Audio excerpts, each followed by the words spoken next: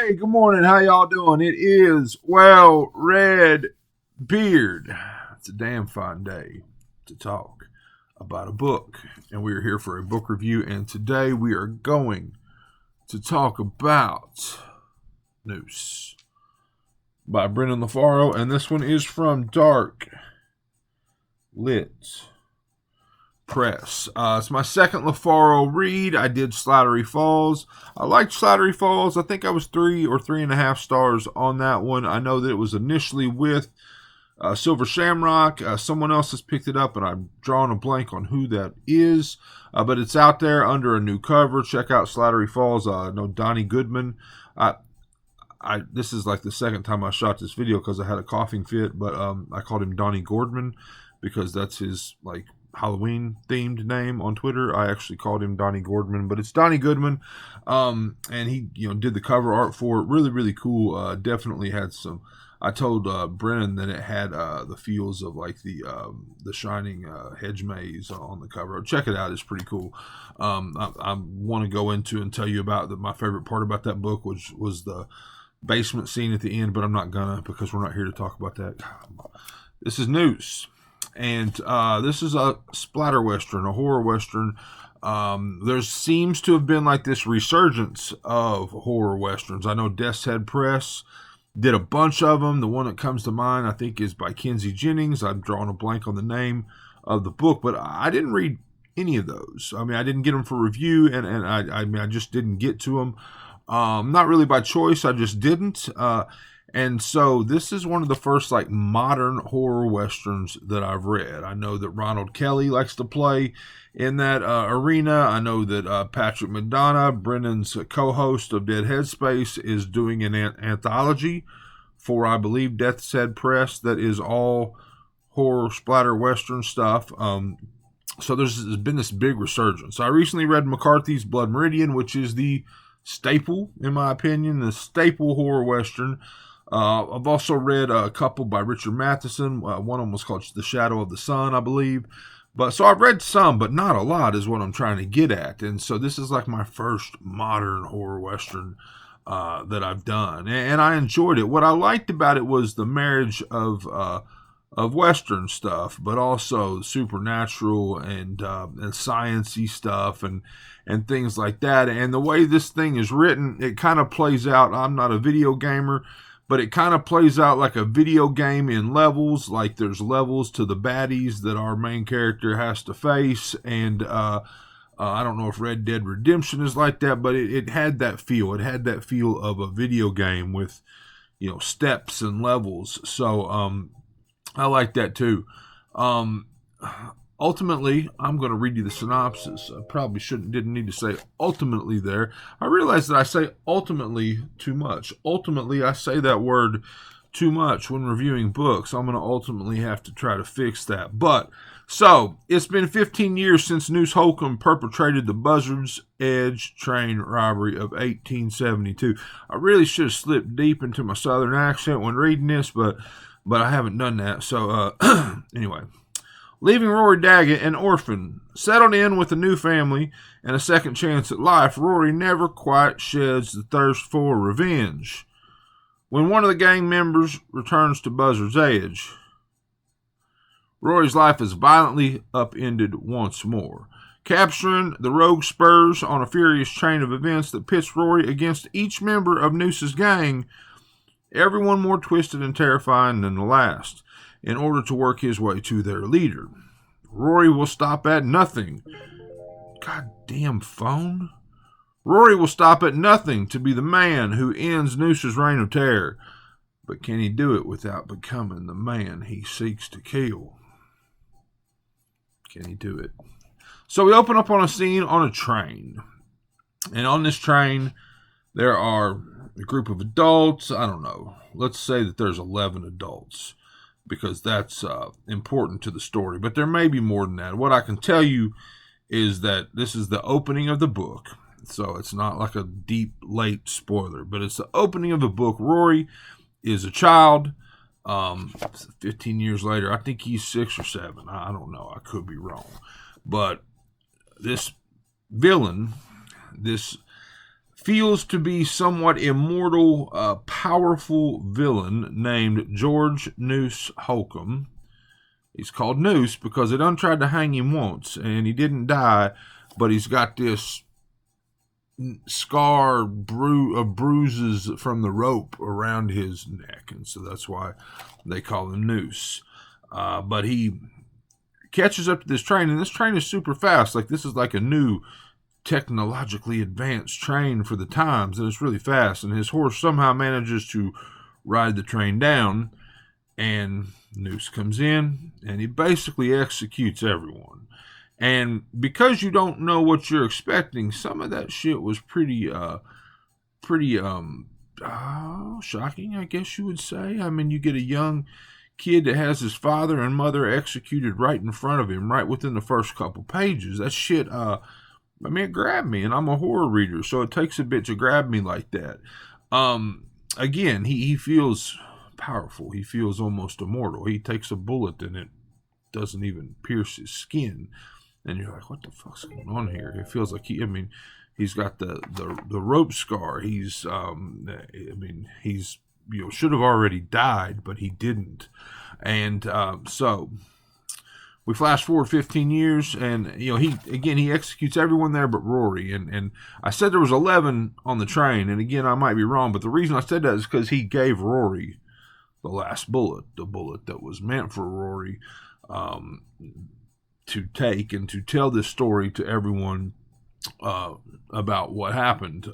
So the reason I said 11 was because 2 guns, 6 bullets each. You get what I'm saying. I'm a high-level mathematician. But anyway, so we flash forward 15 years, and Rory is kind of he was taken in. He shows up on the at the depot, at the train station, covered in blood. Everyone else is dead but him. He's taken in by another family and raised up, and we flash forward 15 years. And so Rory has always, known that he wanted to go back and resolve this issue. He wanted to go after Noose Holcomb, and one of Noose's guys, one of his gang or whatever, has been spotted around town, and he, so he's going out after him, and that's kind of how we open on the 15-year forward part of the book. And so Noose, though, is surrounding himself with this cast of characters. One of them is like this science guy that creates all these potions. Like, he'll throw these glass vials, and they'll bust, and it'll immediately cause you to rip your own skin off, or immediately cause you to break out into boils, or immediately cause you to violently shit your pants. I don't know, but you get what I'm saying. He's got this science element to him. Another one is this big, huge, hulking, like Circus Strong. I mentioned he was Circus Strong type character. And another one named Morella is a witch, and she is can cast these glamours, can make you see things that aren't there. She's also the reason that Noose on some level feels immortal, the reason that the horse was able to catch up to this very, very fast moving train. So with the introduction of the character Morella, you're able to do a lot of things, or we're able to experience a lot of things that you probably don't experience in a lot of horror westerns. Now, I don't know why, but it feels that most of the times in a horror western, it's really just about this villain blowing people's heads off, or doing some really, really horrible shit, but human shit, nothing supernatural. And so in this one, this marriage of witchcraft and which then provides supernatural abilities to our characters, I found that really cool. Like, I enjoyed the shit out of it. There are a couple really cool scenes in here, and one of the first characters that Rory meets is Edwards, and he may have had some skills, but he's kind of like a scout for Noose,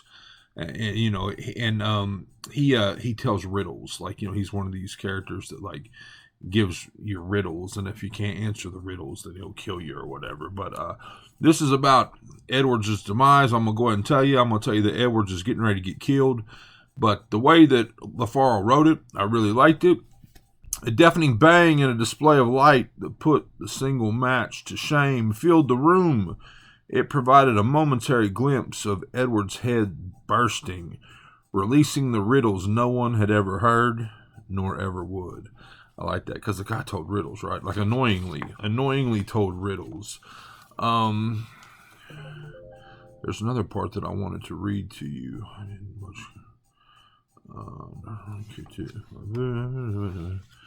What was the part? God damn, I'm too deep. I'm too deep to start this thing over, but there was definitely another section I wanted to read. Give me 1 second. I don't know. I've lost it. There was a pretty bit that I wanted to read to you, though. So, what I said about like the video game feel, the levels, he has to go through these people one by one. And so that was kind of, like this had this escalation feel to it.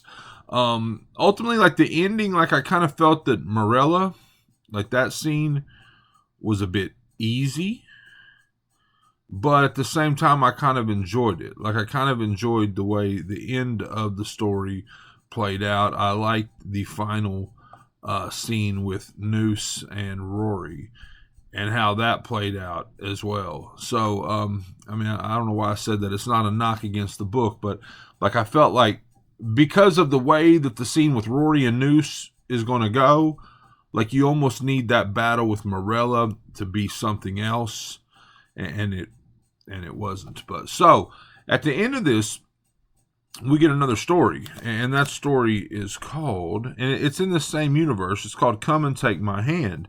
And it's the story about how George Noose Holcomb, because like you hate this dude, right? Like he walked on a train and brutally murdered like these people, like brutally killed Rory's parents right in front of him. And then he's responsible for like his crew taking out multiple people, throughout the rest of the story. So like you hate this dude. This dude's like barely alive. He's cheated death with the help of witchcraft, and he's just not a good guy. And then we flash back and meet him as a young boy, and how he originally met Morella, and it's really pretty. Like it's a pretty story.